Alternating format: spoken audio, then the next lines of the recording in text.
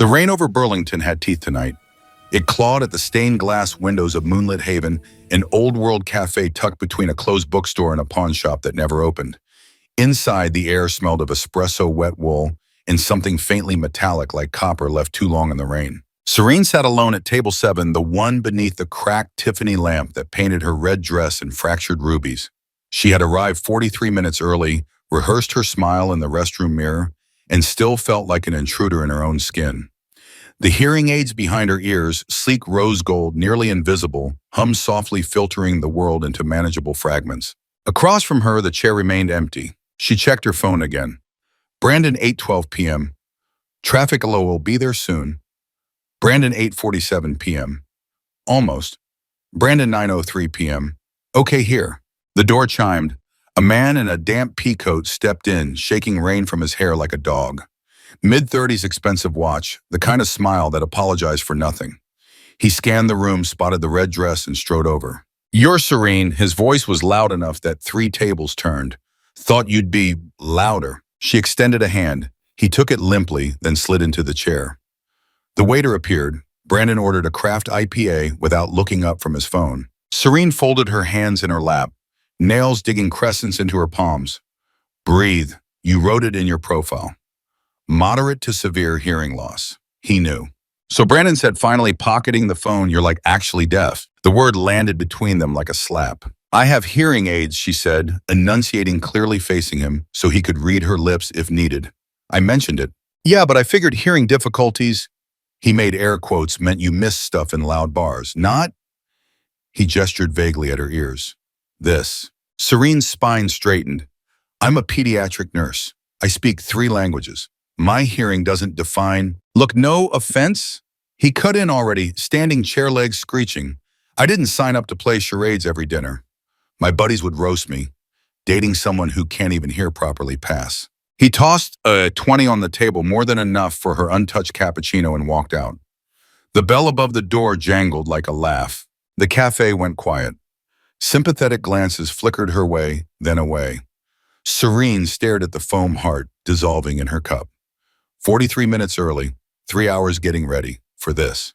She didn't notice the shadow detach itself from the corner booth until it was too late to pretend she hadn't seen. He moved like smoke given form, tall, cloaked in charcoal wool that swallowed the light.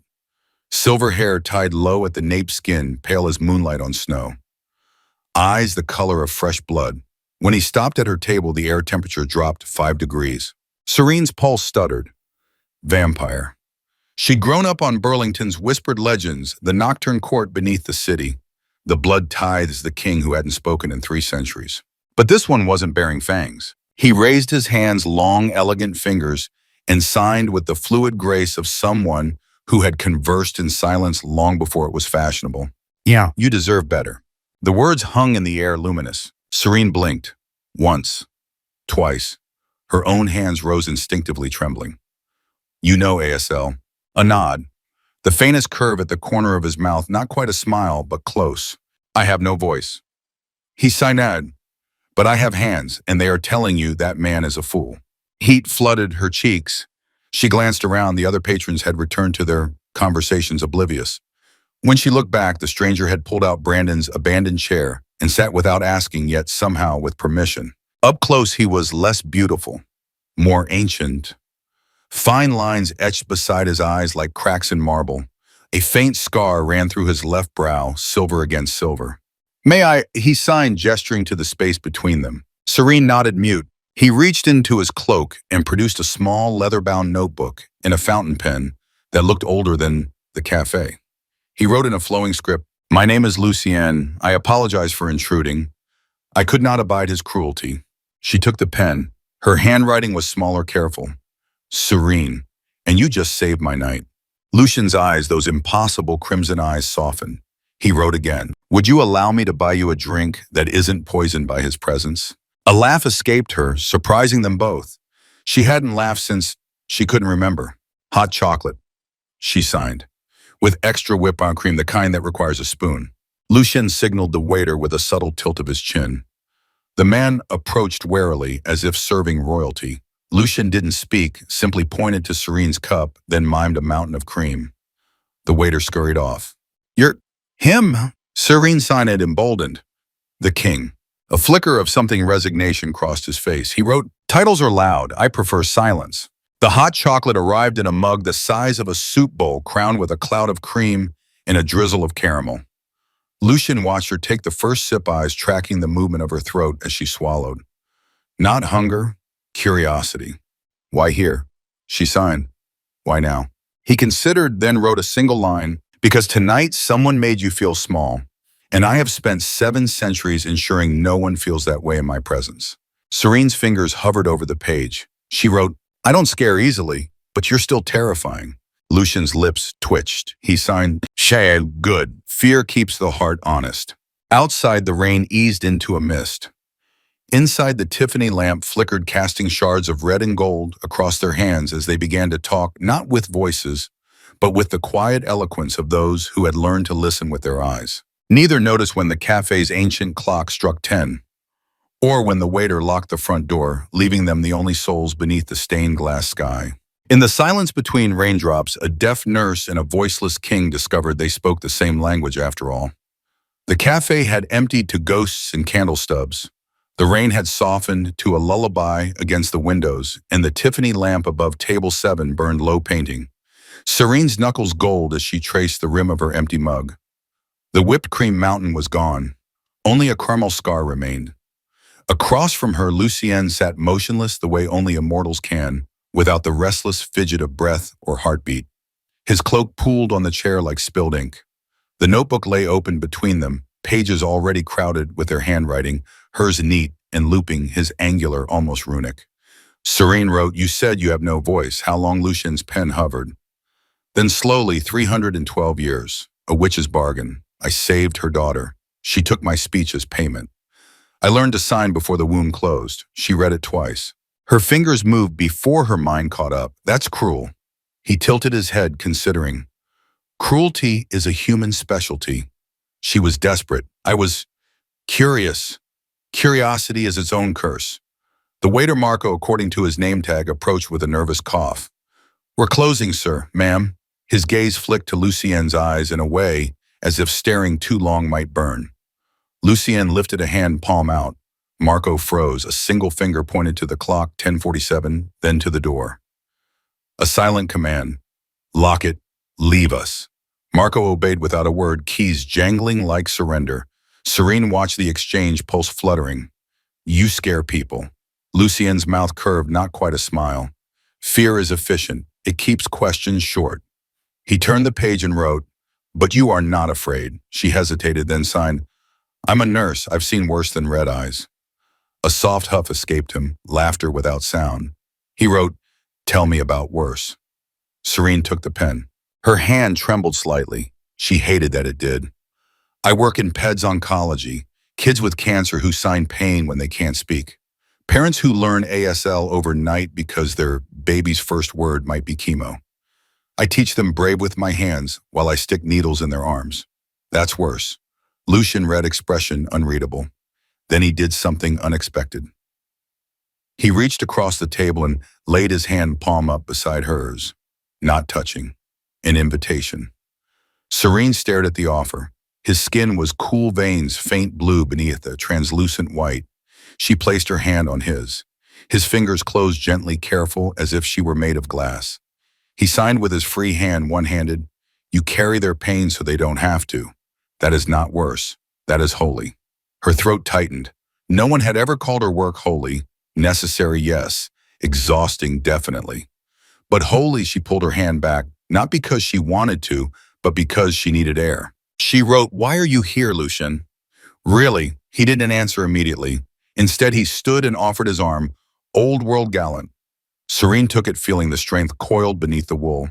He led her past the counter, past the pastry case where a single black forest cake sat like a crime scene, to a narrow door marked private. Marco unlocked it with a key from his apron, eyes down. Beyond was a staircase spiraling down, lit by sconces that flickered with real flame. The air grew cooler, scented with stone and old paper, where she began to sign. Lucian pressed a finger to her lips, gentle, fleeting. Then sign, "Trust me for 5 minutes." She did. The stairs ended in a cavernous room that should not have fit beneath a cafe. Vaulted ceilings, walls of books bound in leather and velvet.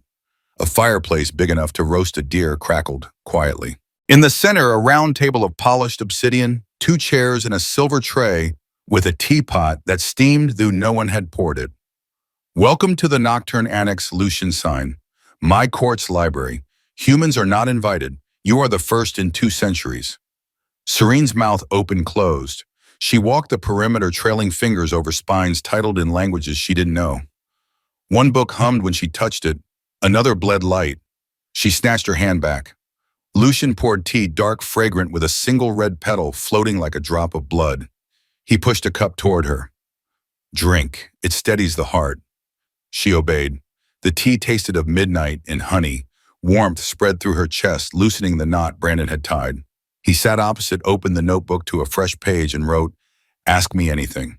I will answer with truth." Serene thought of 1,000 questions. She chose the smallest. "Do you miss your voice?" Lucien's pen stilled. Then every day for the first 100 years. Then I realized silence is a country. I learned its borders, its songs, its cruelty, and its mercy. He turned the page and drew a quick sketch, a man himself younger, screaming at the sky, mouth open in a silent O. Beside it, the same man, years later, hands signing to a child with no ears. The child was smiling. The witch's daughter, he wrote beneath. She lived. That was enough. Serene's eyes stung. She wrote, "I thought I was broken because I can't hear music. You lost your voice and built a kingdom of quiet."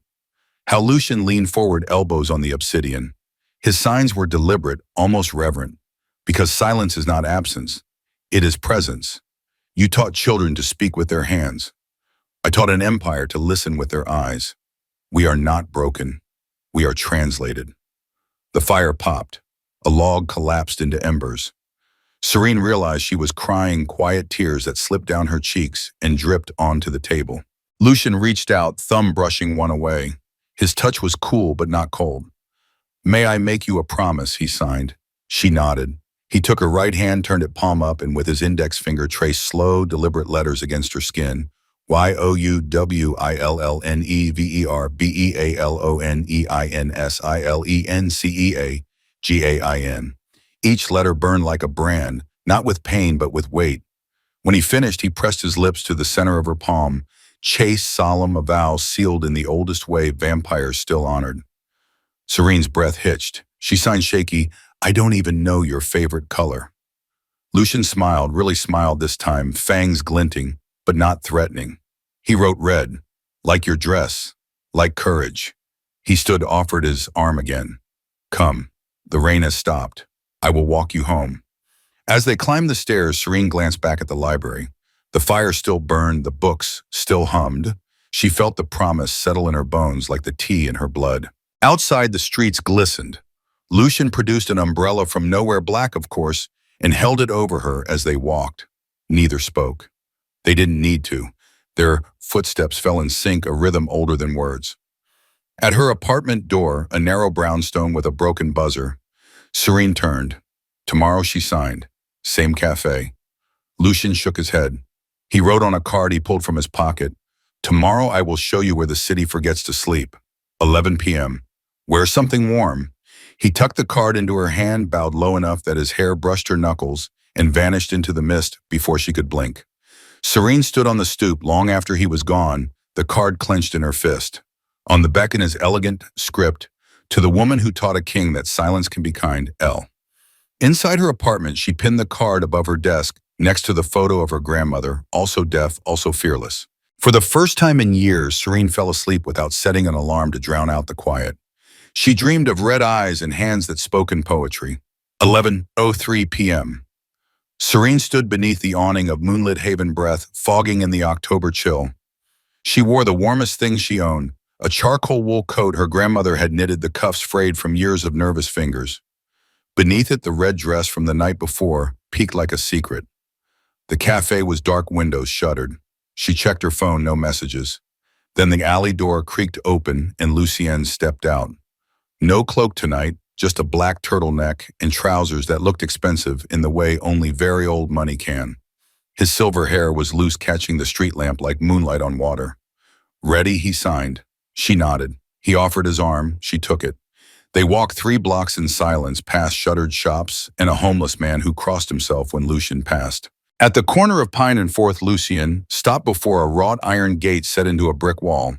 No sign, no handle, just a keyhole shaped like a crescent moon. He pressed his palm to the lock. A soft click.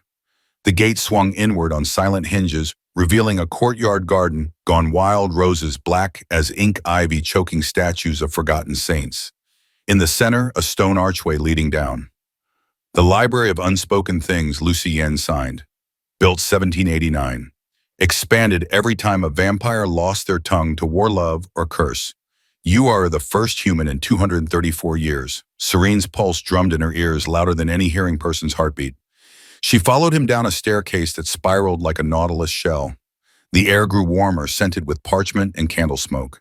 They emerged into a cathedral of books. Vaulted ceilings vanished into shadow.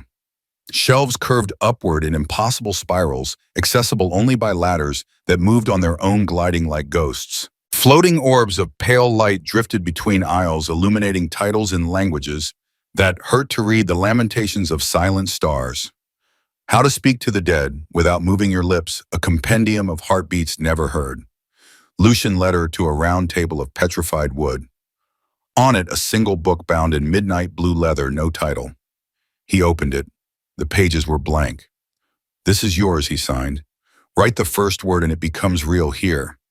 Serene hesitated, then took the quill he offered, raven, feather, silver nib. She wrote hope. The ink sank into the page and bloomed into a tiny silver tree, roots spreading across the paper. Leaves rustled, though there was no wind.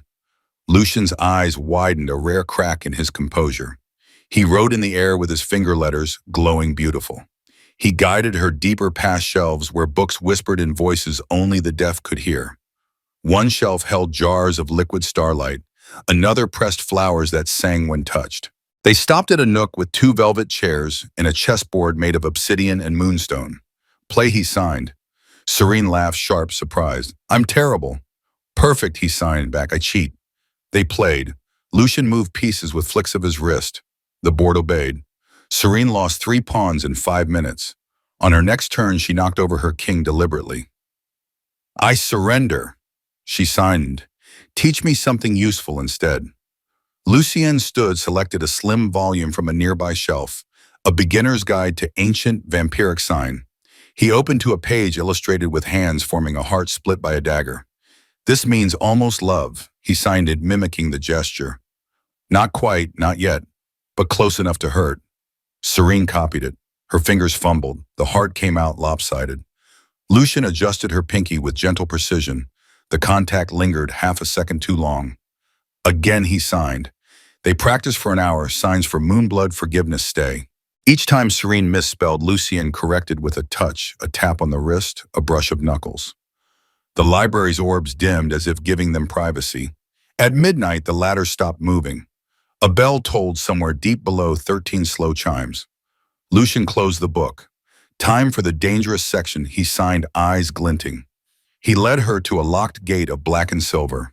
Beyond, a circular room with no books, only mirrors. Hundreds of them, floor to ceiling, each reflecting a different version of the viewer. Serene saw herself at 10, hearing aids too big for her head. At 16, crying in a bathroom stall. At 25, holding a dying child's hand. Lucien stood behind her reflection, absent. He signed into the mirror so she could watch both their hands. These are the echoes. They show what silence has taken and what it has given. In one mirror, Serene saw herself laughing with a faceless man whose hands spoke fluently. In another, she was alone, old, surrounded by children who signed thank you. In a third, she was dust. She turned away. Lucien caught her chin, gentle, insistent, and signed, look again. This time the mirror showed Lucien young, screaming as his voice was torn out. Centuries later, teaching a deaf vampire child to sign mother. Last night, watching Serene in the cafe, hands clenched so tight his nails drew blood. Silence took my kingdom's fear of me, he signed. It gave me the ability to hear what voices drown out. Serene's eyes burned. She signed small. What did it take from me? Lucien didn't answer with words. He took her to the center mirror. The largest, it showed her at the cafe, Brandon's back to her, her own face crumpling. Then the image shifted, Lucienne's hands entering the frame, signing "You deserve better." The moment she looked up, the moment she smiled. "It took your trust in loud men," he signed. "It gave you the ability to recognize truth when it arrives without sound." Serene reached out. Her reflection reached back. The glass was warm. When she pulled away, a single word was etched into the mirror in her handwriting. "Enough," the bell tolled once more. Lucien closed the gate. The mirrors went dark. They returned to the main library. Serene's legs ached. She hadn't realized how long they'd been walking. Lucien noticed, of course he did, and conjured a cushioned bench from nowhere. She sat. He knelt, unstrapped her boots with the care of someone diffusing a bomb, and rubbed warmth back into her feet. No seduction, just kindness. "You're cold," he signed. "I'm always cold," she admitted. "Poor circulation. Comes with the hearing loss sometimes." He removed his turtleneck, revealing a linen shirt beneath collar high, and draped the sweater over her shoulders. It smelled of cedar and something metallic sweet. "Vampire." "Better."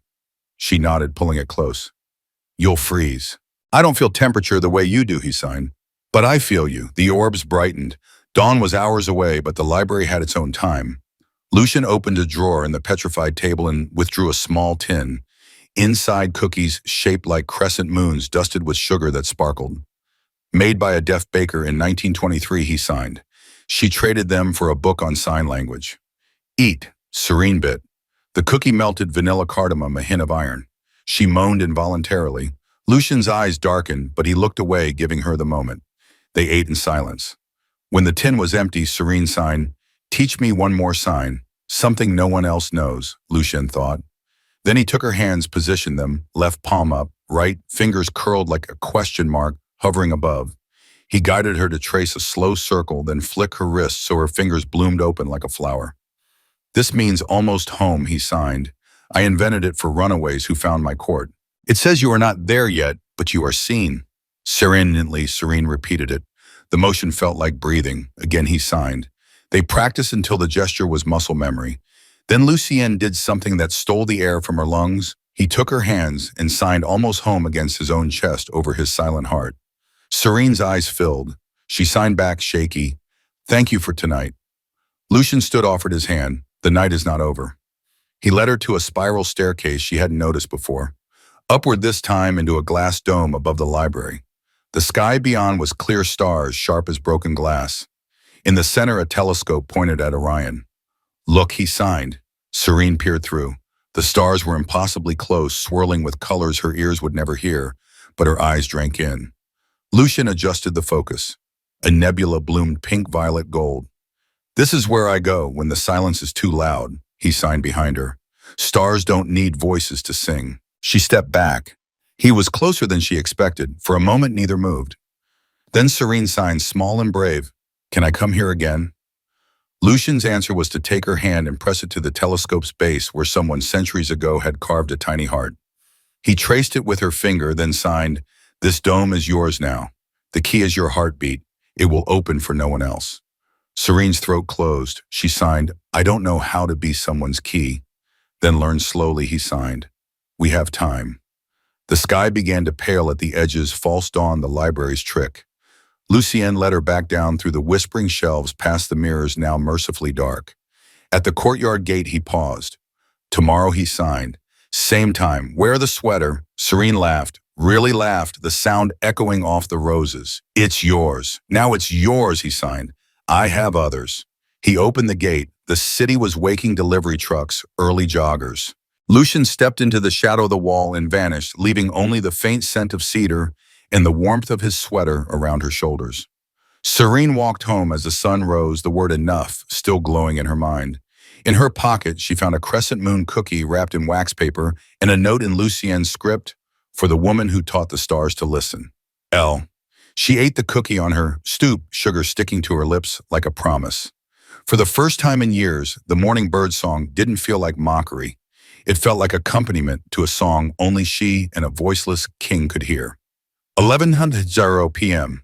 Moonlit Haven's alley door. Serene arrived early. Lucien's sweater draped over her coat like armor. The wool still carried his scent cedar iron eternity. Her fingers twitched, practicing, almost home against her thigh. The door opened before she knocked. Lucian stood there, changed again. Black velvet jacket, open-collared shirt, revealing a silver chain with a ruby the size of her thumbnail. His eyes caught the streetlight and burned. "You wore it," he signed in touching the sweater sleeve. "It's warmer than my soul," she replied. His laugh was silent, but his shoulders shook. He offered his arm. Tonight, no library. They walked toward the riverfront, past warehouses, turned lofts until the city frayed into woods. An iron bridge arched over black water, its railings twisted into thorned roses. Lucian stopped at the bridge's peak. Below, the river churned, reflecting a blood-red moon. He signed, "This is the blood veil, where my kind crossed between worlds." Serene gripped the railing. "You're going to tell me everything. Everything is dangerous," he signed, "but you asked for truth." He turned her to face the water. His hands moved like a storyteller's, painting history in the air. October 31st, 1327. I was 26 a night serving Eleanor of Aquitaine. Battle of Lincoln. Arrow through my throat. I woke in a crypt, changed. Thirsty. The man who made me Victor de Sangre taught me to hunt to rule, to never love what you must eventually lose. Serene watched the river, listening with her eyes. "How many kings before you?" "7," he signed. "I killed the last one in 1642. He thought eternity meant ownership. I believe it means service." In your voice, Lucian's hands stilled. The ruby at his throat pulsed. 1698. Plague year. A witch named Isolde sought refuge in my court. Her daughter was deaf, dying of fever.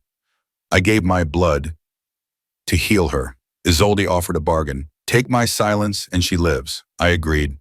He touched his throat, tracing an invisible scar. The moment my voice left, I heard everything else. Heartbeats, whispers, lies. But I could no longer command.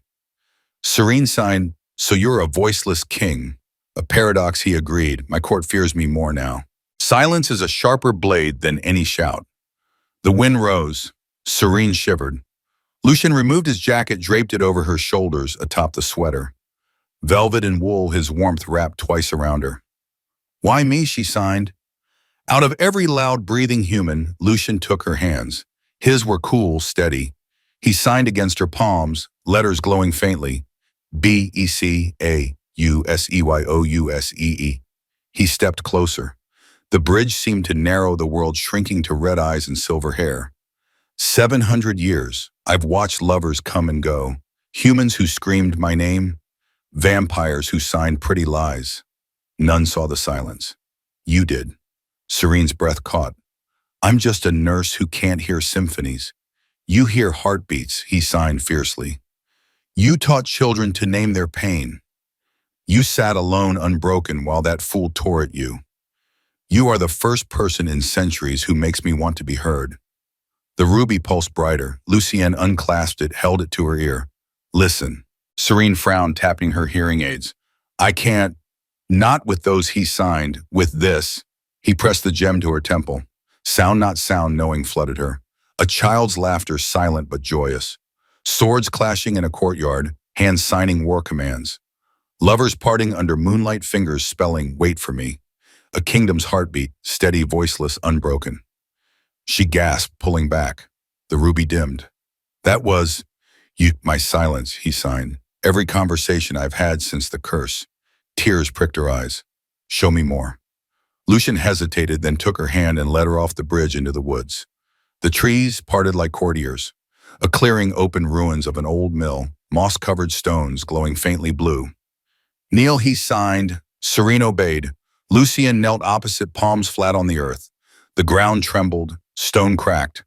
A trap door rose, revealing stairs descending into sapphire light.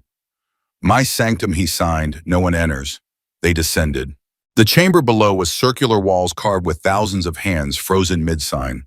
In the center, a pool of liquid silver. Above it, suspended in chains, a massive crystal pulsing like a heart. Lucian signed toward the crystal, the echo stone. "It holds every sign ever made in my presence." He touched it. Images exploded across the walls. A vampire queen signing, "I betray you," as her dagger plunged. A human scholar teaching ancient Sumerian signs. Children vampire, and humans signing family in a circle. Last night, Lucienne's hands trembling, signing "You deserve better" to her. Serene touched the crystal. Her own hands appeared signing "Thank you" to dying children. "I love you" to an empty mirror, almost home to the stars. You see Lucienne signed beside her. "We speak the same language." She turned. He was inches away, eyes burning. "Lucienne, may I?" He signed, echoing their first night. Serene nodded, slowly giving her time to change her mind. Lucienne leaned in. Not for a kiss. He pressed his forehead to hers, noses, brushing breasts, mingling, though he had none to give. "This is how my kind kiss," he signed, hands framing her face. Mind to mind, silence to silence. She felt it then, not sound but him. 7 centuries of longing, loneliness, leadership. The weight of a crown made of quiet. The ache of hands that commanded kingdoms but couldn't whisper stay. Serene's hands rose, cupping his face. "Do it again." He did, deeper this time. Memories flashed his first snowfall after the cursed beauty too vast for words. The night he realized he could hear stars humming. The moment last night when her laugh broke through his silence like dawn. They parted breathless, though only she needed air. "You're not afraid," he signed in wonder in his eyes. "Should I be?" she signed back. "Yes," he admitted, "I could ruin you. You won't." "How do you know?" Serene took the ruby, clasped it around her neck. It burned warm against her skin. "Because this heartbeat says you're already ruining for anyone else." Lucian's control cracked. He pulled her against him, arms like iron bands, face buried in her hair. No kiss, just holding, fierce, desperate, eternal. The crystal pulsed brighter, recording their embrace in glowing signs, HOME. Hours later, they emerged from the sanctum. Dawn threatened the horizon. "Lucienne, son, my court meets tonight. The Blood Moon Festival. Will you come as your guest?" she asked. "As my equal," he signed. Serene touched the ruby. "Then teach me how to face kings." He smiled, fangs glinting, boyish, dangerous. "First lesson, wear red." As he walked her home, his jacket and sweater cocooning her, Serene realized something terrifying. She wasn't falling, she had already landed. In her pocket, she found a sliver of echo stone glowing faintly. When she held it to her ear later, Lucian's voice, not sound but certainty, whispered without words. "You are my silence made whole." Tomorrow she would face his world. Tonight she carried his heart around her neck. The blood moon rose like a wound in the sky. Serene stood at the edge of the Nocturne Court's grand hall, an underground cathedral carved from obsidian, lit by chandeliers of frozen blood crystals. She wore the red dress from the first night, now altered sleeves, removed neckline, plunging hem, brushing her ankles. The ruby at her throat pulsed in time with the moon. Lucian waited at the entrance, regale in black velvet and silver. His crown was a circlet of thorns, each tip dripping a single drop of blood that never fell. "You are breathtaking," he signed. "You're biased," she replied. "I am king. My bias is law." He offered his arm. She took it. Together they descended the marble stairs into a sea of vampires, hundreds pale and perfect, eyes glowing like predators. Silence fell as they entered. No footsteps, no whispers, only the rustle of silk and the soft clink of goblets filled with crimson. A vampire lord, tall, golden-haired, cruel, stepped forward. "Sign Lord Cassian." Lucian signed quickly. "He challenged me in 18, lost, hates humans." Cassian's hands moved with venom. "Immortal in our hall on Blood Moon." Lucienne's response was ice. "She is my guest. Touch her and I unmake you." Gasps rippled. Serene felt every eye. She lifted her chin and signed loud enough for the front rows. "I am Serene Vale, pediatric nurse. I save children. Some of yours. You're welcome." A murmur. Then a small vampire girl, barely 10 in appearance, deaf with hearing aids carved from bone, tugged Cassian's sleeve. She signed shyly. "She taught me brave when I was sick." Cassian faltered. The girl turned to Serene. "Can you teach Moon now?" Serene knelt, ignoring protocol. She shaped the sign slowly, fingers wide, thumb and pinky touching wrist, rotating like phases. The girl copied, beaming. Soon a dozen vampire children gathered, hands fluttering with questions. Lucian watched, pride softening his face. He signed to the court. "See, humanity is not weakness, it is translation." The festival began. Vampires danced without music, movements synchronized to heartbeats only they could hear. Lucian led Serene to the center dais. A throne of black marble waited, but he pulled a second chair beside it equal height. "Sit," he signed. "Rule with me tonight." She did. The court bowed. Cassian's jaw clenched, but he knelt. The night unfolded in rituals, blood oaths, renewed ancient songs signed in perfect unison. Serene taught the children medical signs: pain, help, safe. In return, they taught her vampiric ones: eternity, hunger, forgiven. At midnight, the blood moon reached zenith. Lucian stood raising his hands. The hall stilled. Tonight, he signed, we honor the voiceless, not as cursed but crown. He turned to Serene, knelt, king kneeling to human. Will you accept the court's protection? Every vampire signed in unison. Yes. Serene's hand shook. She signed back. Only if you accept mine. Laughter rippled rare genuine. Lucian Rose kissed her knuckles. The ruby flared, bathing them in red light. Later, in a private alcove, Cassian approached. I was wrong. He signed stiff. She is worthy. Lucien's reply. She was always worthy, you just learned to see. As dawn neared, Lucien led Serene to the roof. The moon bled into morning. He signed, you faced my monsters, now face mine. He opened his wrist with a fang. A single drop welled silver, not red. My blood. One taste binds you to my lifespan, not immortality, just time. Serene stared. How much time? As long as you want me. She pressed her lips to the wound. The taste was starlight and iron. Warmth spread through her veins, slowing her pulse to match his silence. I want forever, she signed. But I'll take tonight. Lucian pulled her close. The court below sang a silent hymn as the sun rose harmless to them on blood moon. Serene fell asleep in his arms, ruby glowing like a second heart. Nah. 3 nights later, the witch came. Isolde materialized in the sanctum, ancient and terrible skin, like bark eyes milk white. The echo stone screamed, time's up, king of silence. She signed, voice a rasp in Serene's mind.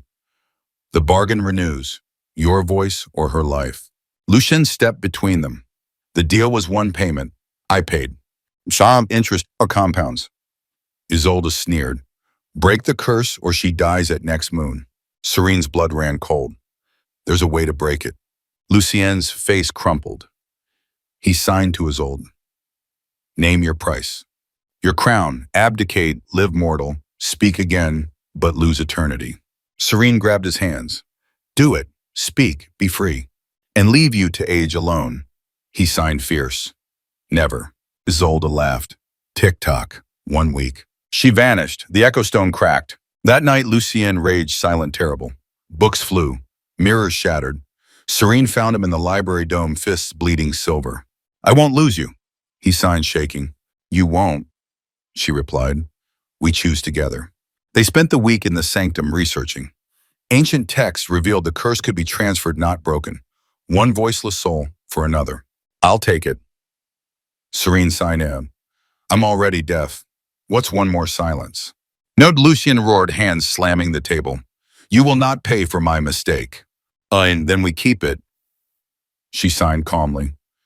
We built a life in silence. We don't need voices. On the 7th night, Isolde returned. The court gathered. Cassian stood guard. Choose, the witch demanded. Lucian looked at Serene. She signed steady. We choose silence.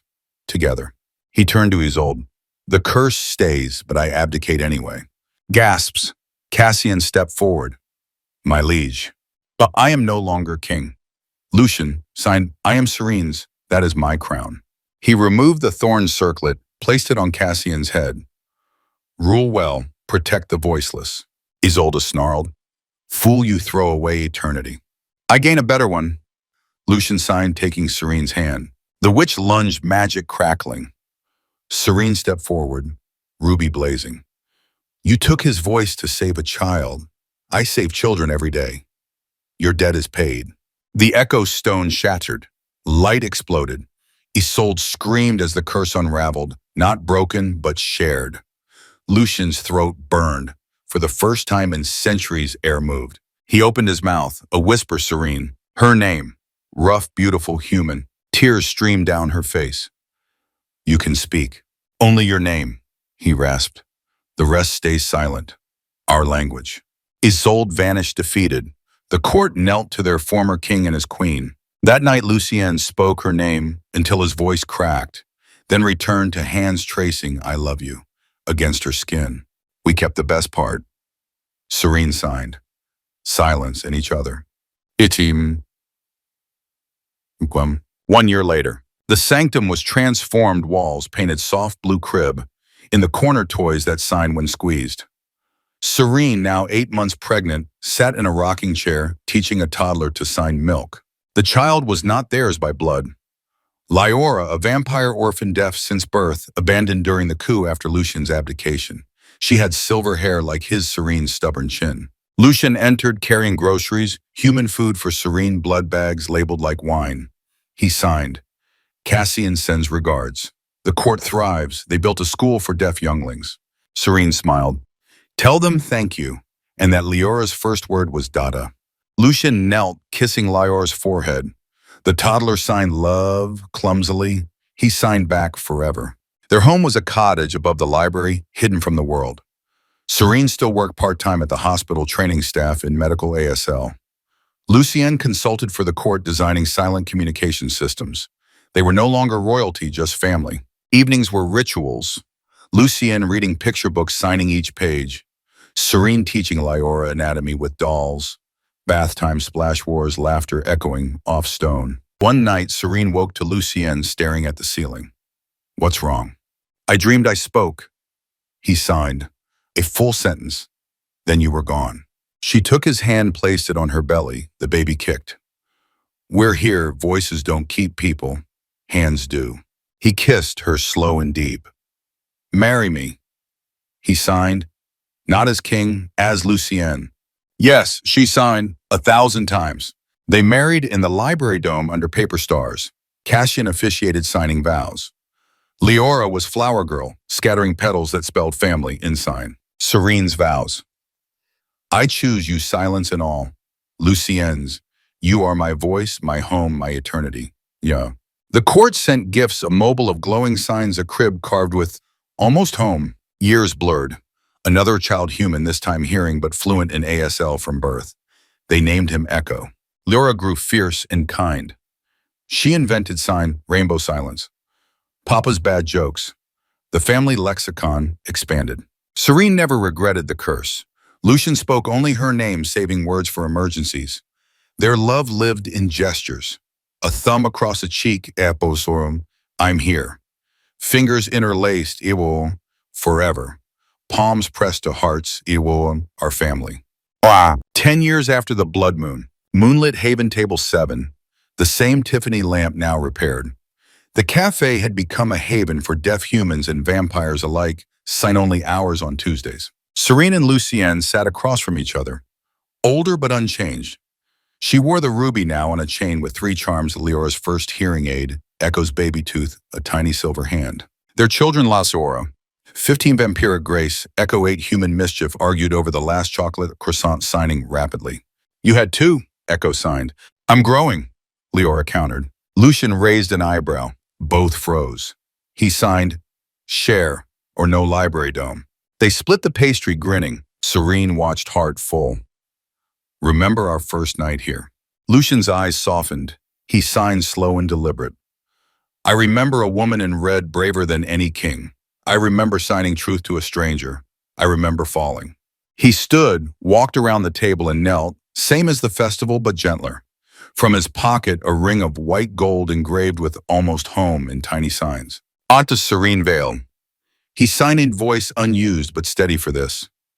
"Will you renew me every day in silence, in noise, in blood and breath?"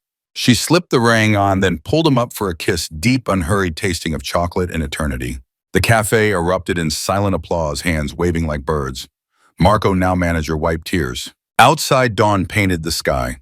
Lucian carried Echo piggyback. Lyora held Serene's hand. They walked home through streets that no longer feared the night. At the cottage, the family gathered on the porch. Lucien signed a new gesture, all 4 hands stacked, then blooming open like a flower. "What's that?" Echo asked. "We shall. Perfectly unique." Serene translated. "We omen, that's us." Years later, when asked how a deaf nurse and a voiceless ex-king built a legend, Leora would sign. They chose silence over fear, hands over crowns, love over eternity.